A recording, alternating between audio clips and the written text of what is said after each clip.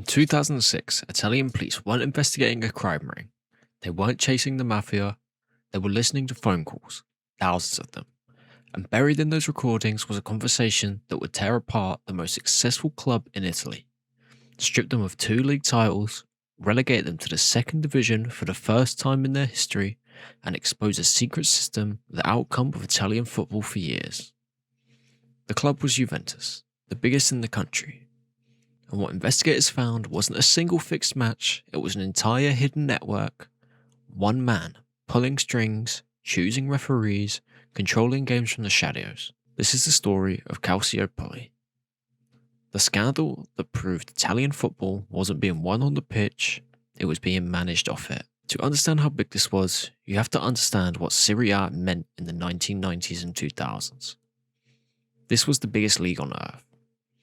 The biggest stars, the richest clubs, the most tactically advanced football anywhere. And at the very top sat Juventus, the most successful, most supported club in Italy. Owned by the Agnelli family, the dynasty behind Fiat, Juventus wasn't just a football club. They were an institution. And the most powerful man at Juventus wasn't a player or even an owner. It was a general manager named Luciano Moggi. Moggi was a former railway worker who had clawed his way up through Italian football into one of the most feared positions in the sport. He ran Juventus transfers, contracts, and relationships. And he had a phone glued to his ears at all time. Everyone in Italian football knew Moggi. Everyone took his calls. The question investigators would eventually ask was, why did he have so much power over people who didn't even work for him? The scandal didn't start as a football investigation at all. In 2004 and 2005, Italian prosecutors were looking into a sports doping case and a separate matter involving a company that managed athletes. To do it, they got authorization to tap phones. The phones they tapped belonged to people deep inside Italian football. And what they heard, they were stunned. Call after call showed Luciano Moggi talking to officials at the Italian Football Federation. Not about transfers, about referees. Moggi appeared to be influencing which referees were assigned to which matches, including Juventus matches. He spoke to the men responsible for selecting officials. He praised referees who gave favourable decisions and buried those who didn't. In one notorious detail, a referee was allegedly locked in a dressing room as punishment after a match Moggi was unhappy with. This wasn't one bribe or one fixed game. It was a system, a web of influence with Moggi at the centre, connecting club executives, the people who appointed referees, and even friendly journalists who would shape a media narrative. Investigators gave it a name that stuck: Calciopoli, roughly Footballville, a nod to an earlier corruption scandal called Tangentopoli, or in English, Bribesville, that had rocked Italian politics in the 90s. In May 2006, the transcripts leaked to the Italian press. The country exploded. These weren't rumours anymore. They were direct quotes, in black and white, of the most powerful man in football appearing to manipulate the game itself. The fallout was immediate and brutal. Juventus' entire board of directors resigned, Luciano Moggi resigned, and this was the timing that made it almost unbelievable. It was happening days before the 2006 World Cup, where Italy's national team was about to compete. Half the Italian squad who played for clubs were now under investigation. And then something surreal happened. While their domestic league was being torn apart by the biggest scandal in its history, Italy went to Germany and won the 2006 World Cup.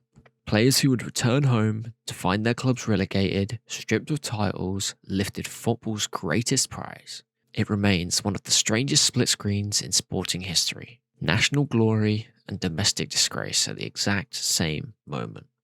A special football court was convened to decide the punishments. And it wasn't just Juventus in the dock. AC Milan, Fiorentina, Lazio, and Regina were all implicated in varying degrees.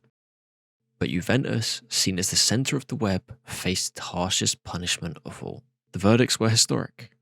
Juventus were stripped of their 2005 Serie A title. Their 2006 title, which they'd already won, was revoked and controversially handed to Inter Milan, a club that hadn't won the league in nearly 2 decades. For the first time in their 109-year history, Juventus were relegated to Serie B, the second division. They were docked points at the start of the next season. Star players left in droves. The other clubs got points deductions but avoided relegation. Milan were docked points but still qualified for the Champions League, which had another twist. They went on to win the following year. The punishments were fierce, but many felt they were uneven. Why was Juventus relegated while others also caught on tapes stayed up? That question fuels arguments between Italian fans to this day. And here's where Calciopoli stops being simple, because Juventus fans have never fully accepted the verdict. And they have a point worth hearing. Years after the punishments, more wiretaps emerged, including calls involving executives at the club like Inter Milan, the very team that had been awarded Juventus' revoked title. Critics argued that the investigation had focused disproportionately on Juventus, while similar conversations at rival clubs were never punished in the same way. Moggi himself spent years arguing he was a scapegoat, that influencing referee selection was something that many clubs did, and he was simply the one who got caught and crushed. The legal battles dragged on for over a decade. Moggi was eventually convicted of sporting fraud in the criminal courts, but the statute of limitations meant he avoided prison. Juventus, for their part, have campaigned ever since to have the revoked title restored, insisting the sporting trial was flawed. The Italian football authorities have never given it back. To Inter, the 2006 title is theirs, fair and square. To Juventus, it was stolen by a kangaroo court. Both sets of fans will go to their graves believing they're right. Calciopoli mad because it broke something that can't easily be repaired: trust. When you watch a match, you make one fundamental assumption, that what you're seeing is real. The result is decided by the players on the pitch. Calciopoli suggested that, for years, in the best league in the world, that assumption might have been false. That the games were shaped in offices and over phone calls before the ball was even kicked. And the damage went beyond Juventus. Serie A, once the undisputed best league on earth, began a long decline. Sponsors got nervous, international audiences drifted to the Premier League and La Liga.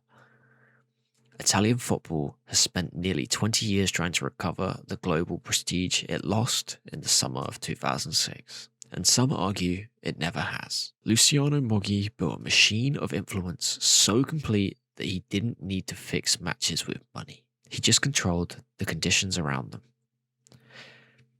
And the scandal that brought him down didn't just topple a man. It stripped a giant of its titles, sent it to the second division, and left the question that still divides Italy. Was Juventus uniquely guilty or just uniquely punished? If you want more stories that football doesn't want you to remember, subscribe.